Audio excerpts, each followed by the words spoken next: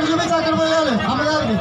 భవతి గోపాం పుష్పంభోదాం పుష్పవాన్ విశావాన్ వశవాన్ భవతి ఏకం వేద గోపామాయతనం వేద